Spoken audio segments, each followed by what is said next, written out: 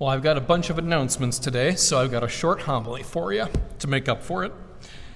I just have one thing for you to all to think about regarding the Trinity.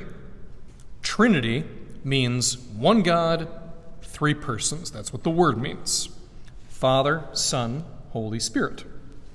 We have a Trinitarian faith, which is pretty much our difference between Jews and Muslims, because they believe in one God, same as us, but they do not believe in one God, three persons.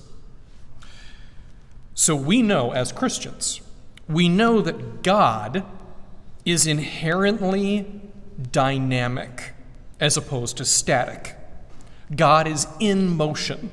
He is not like a spiritual rock that just sits there.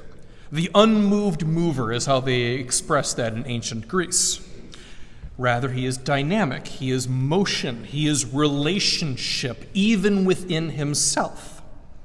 And our faith is meant to express and reflect that with an emphasis on relationship and interconnectedness. That is an inherent part of our faith.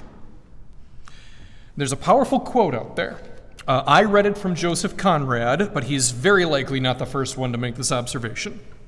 He wrote, "It is easy to observe the picturesque extreme of wrong-headedness into which an honest, almost sacred conviction may drive a man. It is like madness. It must be, because it is self-destructive.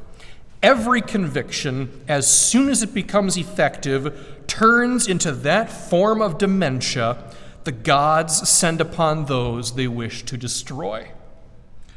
I know that was verbose.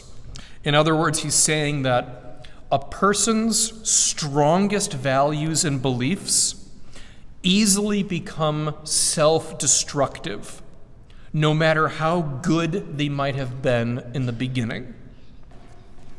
And that's a perfectly valid point. If you ultimately value something static, some fixed thing, you will become a fanatic and you will see the rest of reality in a skewed way. So people who are addicted to making money, classic example, they value money and nothing else really matters to them.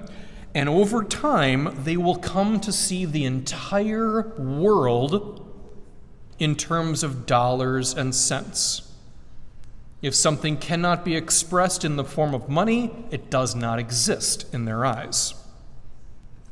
People who become deeply involved in social justice can become obsessed with the fight. They get to the point where they can't talk or even think about anything else. A fanatic's passion for justice will eventually lead them to acts of injustice. And in matters of faith, we can get preoccupied with our devotionals like the Rosary, the Bible, or faith for faith's sake. And if we reach the point where we care about these things even more than God himself, that's when we become fanatics. That's when we become intolerant, closed-minded thugs. And that's not who we want to be, is it?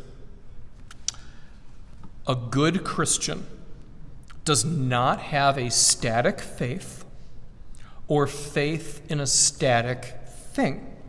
Rather, when we live our faith well, when we represent the church well, we echo that relational quality of God. We listen, we learn, we confess our failings, and we grow as a result of one another. That is the mark of a healthy, dynamic faith, and it serves as a remedy against fanaticism. It is very difficult to be a fanatic if you really listen to what other people are trying to teach you. Very difficult in that way. The source of that healthy, dynamic faith is nothing less than the Holy Trinity. It is not just one God. It is one God, three persons, Father, Son, and Holy Spirit.